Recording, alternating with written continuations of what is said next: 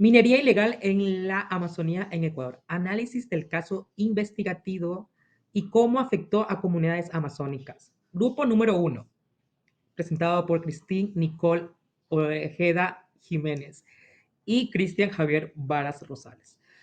Como comienzo tenemos el contenido. En esta presentación se va a hablar sobre la descripción del tema investigado y su relevancia periodística y social. Estrategias narrativas elegidas y por qué. Ejemplos y verificación de datos mediante fact-checking y reflexión sobre las dificultades y aprendizajes durante el proceso aprendido. Comenzamos. ¿Qué es la minería ilegal? La minería ilegal en Ecuador es la extracción de minerales sin permiso como el oro, plata y cobre, o en violencia en las órdenes establecidas. Suelen ser áreas protegidas o tierras indígenas amazónicas. Sus causas se deben a la falta de control gubernamental, seguridad y supervisión, la corrupción y la demanda de minerales en el mercado negro, el contrabando. El impacto de esta actividad ilegal es arrasador, causa deforestación, contaminación a los ríos, pérdida de biodiversidad, tanto árboles, plantas, animales, afecta negativamente a la economía y genera conflictos sociales y las comunidades indígenas que habitan en esos territorios se vuelven vulnerables, ya que dependen de estos recursos naturales de la selva para su supervivencia. La contaminación por los metales y la destrucción de esos ecosistemas exponen gravemente la salud y arriesgan su seguridad de vidas. Aquí es donde entra la cobertura periodística, ya que podemos visualizar la problemática, denunciar los abusos, violaciones de los derechos humanos, cuestionar las políticas gubernamentales y generar un debate político que lleve a la solución más razonable y sostenible. El periodismo de investigación es la clave para aclarar las redes de corrupción y crimen organizado que se esconden detrás de la minería ilegal en Ecuador. Ahí tenemos las siguientes estrategias narrativas. Escogimos la línea del tiempo porque facilita para seguir una secuencia de eventos. La audiencia puede ver cómo afecta o da solución al problema principal, permitiendo una comprensión más profunda y completa de la situación, ya que es una guía a través de estos sucesos fundamentales. La minería legal en Ecuador permite a diferentes perspectivas, ya sea buena o mala, con esto está afectando a las comunidades amazónicas, económica y la biodiversidad. Tenemos también, a partir del tiempo, tenemos lo que es el proyecto operativo Manatí.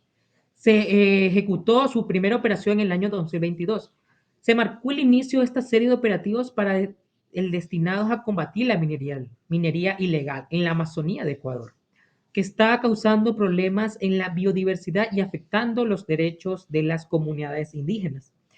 Luego, en el año 2003, se lanzó el operativo Manatí 2, como respuesta para aumentar los refuerzos de control y eliminar toda amenaza minera ilegal. Con esto se produjo preocupación sobre la salud de las comunidades locales y la destrucción de la biodiversidad.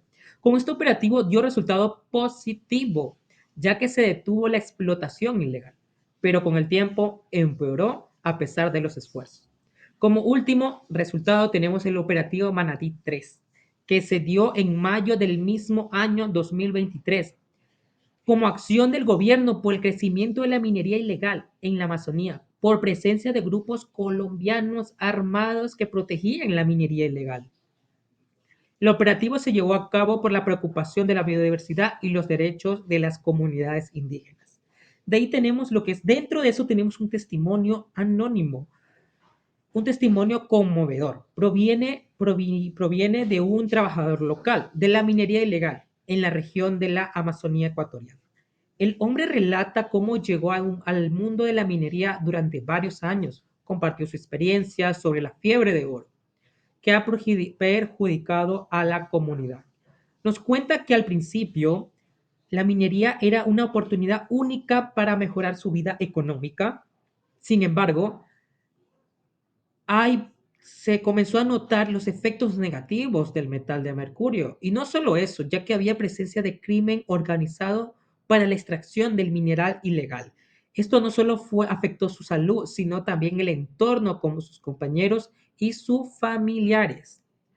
Como último, tenemos varios ejemplos de verificación de datos mediante fact-checking.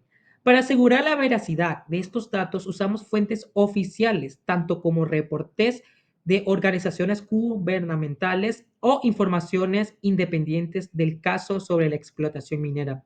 Aquí podemos apreciar en la imagen que el Ministerio de Interior Ecuador, la página oficial, el sitio oficial de noticias verificadas, informa sobre el caso de Manatí 3, de cómo se originó en la ciudad de Orellana y destruyeron, ¿cómo se llama? Destruyeron lo que es extractores que impulsaban más la minería ilegal. Como segundo ejemplo, también tenemos para verificar los datos, hablamos de la herramienta llamada Google Earth para confirmar la ubicación de las zonas afectadas por la minería ilegal en la Amazonía en Ecuador y ser testigo de la veracidad de la imagen, ya que esta misma puede ser alterada o manipulada para dar una información falsa. Como podemos apreciar, tenemos tanto el año 2022 como 2023 un gran cambio que se dio en la zona del bosque que fue literalmente desforestado por la causa de la minería ilegal. Durante este proceso nos enfrentamos a varios desafíos que nos hicieron reflexionar sobre las dificultades y aprendizajes en la investigación periodística. Empezamos con el planteamiento de una hipótesis. Las redes de minería ilegal en Ecuador, dentro de zonas protegidas, especialmente las zonas indígenas, sostienen su actividad a través de alianzas con redes de crimen organizado. Esta hipótesis nos dio un marco para identificar las dinámicas de poder y el impacto de estas redes en las economías formales. Proseguimos con la selección de fuentes. Para seleccionar las fuentes consideramos la hipótesis y determinamos factores clave. Elegimos documentos oficiales, testimonios y estudios específicos sobre minería ilegal. Esta evaluación nos permitió conectar los hechos con la implicación de grupos criminales, evitando el sesgo de fuentes interesadas y fortaleciendo nuestra base documental. Además, priorizamos fuentes primarias, secundarias y anónimas que enriquecieran el contexto y ayudaran a reflejar la realidad de las zonas afectadas. Después organizamos una línea de tiempo, de manera que pudiéramos organizar los eventos clave en una línea de tiempo, lo que reveló patrones y conexiones cruciales. Esta organización cronológica nos permitió ver cómo las alianzas entre la minería ilegal y el crimen organizado se consolidaron con el tiempo, ayudando a explicar la expansión de esta actividad. Después realizamos la tabla comparativa y el fact-checking. Contrastamos las fuentes en una tabla comparativa y aplicamos técnicas de fact-checking. Revisamos datos, cifras y citas para minimizar errores y evitar distorsiones en la información. La verificación fue esencial para garantizar precisión y credibilidad en el contexto de desinformación en el que vivimos.